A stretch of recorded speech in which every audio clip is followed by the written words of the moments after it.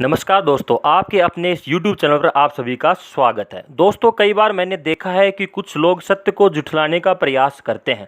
जिस प्रकार से हमें सभी को ज्ञात है और महाभारत में भी इसका बार बार वर्णन आया है और इसके प्रमाण मौजूद हैं कि श्री कृष्ण भगवान यानी कि ईश्वर भगवान का जो अवतार हुआ था, कृष्ण के रूप में जो मानव रूप में आए, तो वो यदुवंश में उन्होंने जन्म लिया और उनका यादव जाति से संबंध रहा है।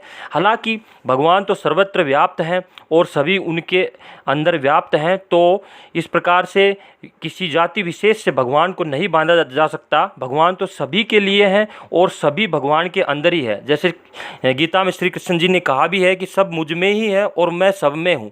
तो इस प्रकार का कोई अंतर या विरोधाभास पैदा करना बिल्कुल असंगत है और मूर्खता है। परंतु जिस प्रकार से उनका जो मानवीय शरीर था, जिस मानव रूप में जो वो अवतरित हुए थे, तो वो यदुवंशी थे और यादव थे जाति से और उसमें पैदा हुए। कुछ लोग इस बात को भी जुठलाने का प्रयास करते हैं। इसके जुठलाने के अंदर उनका गुप्त जो अहम छुपा रहता है, क्योंकि वो उनको राजपूत से या अन्य किसी जाति से जोड़ने का प्रयास करते हैं। यानी उनका कुत्सित प्रयास रहता है भगवान को फिर किसी एक जाति में बांधने का, लेकिन वो जाति वो हो जिससे वो स्वयं संबंध रखते हैं। तो ऐसे लोगों के उत्तर के लिए मैंने सोचा कि गीता से यह प्रमाण उठा करके और यह ऑडियो अथवा वीडियो आप लोगों के समक्ष मैं लेकर के आऊं, ताकि दूध का दूध और पानी का पानी हो जाए। क्योंकि मैंने भी बहुत से लोगों से, मेरा ऐसे लोगों से सामना हुआ है जो कि यह इनकार करते हैं कि वह जाति से यादव नहीं थे या यादव कुल में उनका जन्म नहीं हुआ था। दूसरी बात, इस वीडियो का उद्देश्य किसी जाति विशेष को महिमा मंडित करने का बिल्कुल भी नहीं है। यादव जाति से संबंधित जो है वो बिल्कुल यह न सोचें कि भगवान ने हमारे कुल में कभी आज से 5000 वर्ष पूर्व जन्म लिया था तो हम स्वयं ही भगवान हैं। कदापि नहीं, बिल्कुल भी नहीं समझें इस बात को।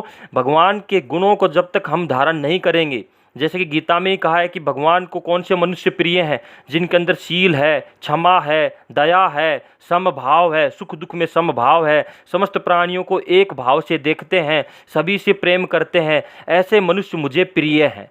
तो वह मनुष्य चाहे कोई भी हो, चाहे कुछ भी हो, वो भगवान को प्रिय है। ये स्वयं भगवान ने गीता में कहा है।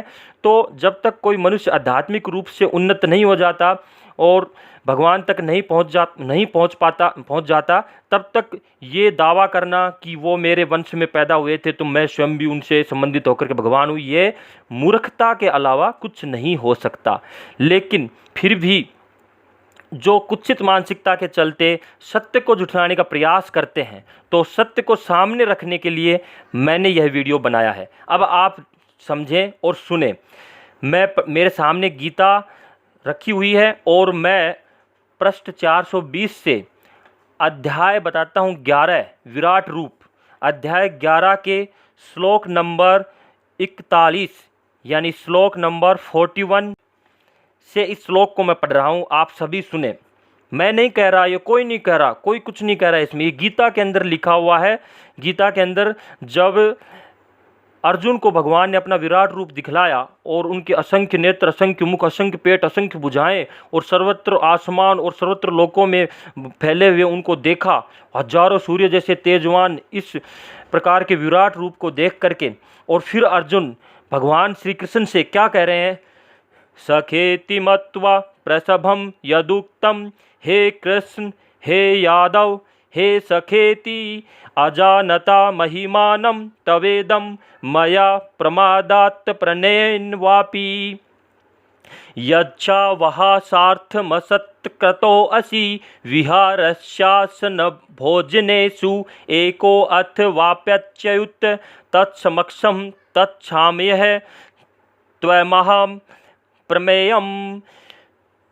अर्जुन कह रहे हैं कि आपको अपना मित्र मानते हुए मैंने हठपूर्वक आपको हे कृष्ण, हे यादव, हे सखा जैसे संबोधनों से पुकारा है, क्योंकि मैं आपकी महिमा को नहीं जानता था।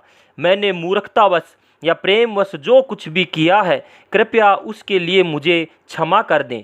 यही नहीं, मैंने कई बार आराम करते समय एक साथ लेटे हुए या साथ साथ खाते या बैठे हुए, कभी अकेले तो कभी अनेक मित्रों के समक्ष आपका अनादर किया है।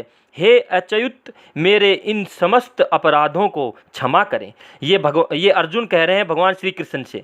इसमें शब्द आपने ध्यान दिया, मैंने हठपूर्वक आपको हे कृष्ण, हे यादव, हे सखा जैसे संबोधनों से पुकारा है, तो स्पष्ट आ गया हे यादव, यानी कि वो यादव वंश से संबंधित थे और भगवान ने जो अवतार रखा था, उनका जो शरीर रूपी उसका जन्म यादव कुल में हुआ था और यादव जाति से वो संबंध रखते थे। इस वीडियो का सिर्फ इतना ही उद्देश्य है, इससे न तो यादव गर्व में भर जाएं और दूसरों को तुच्छ समझें, क्योंकि ये भी भगवान की गीता के अंदर ही कही गई आज्ञा का विरोध होगा कि जो मनुष्य समभाव से देखते हैं वही मेरे को प्राप्त करते हैं। और जिनको जवाब मिलना चाहिए था उनको मिल चुका है। धन्यवाद। जय श्री राम, जय श्री कृष्ण।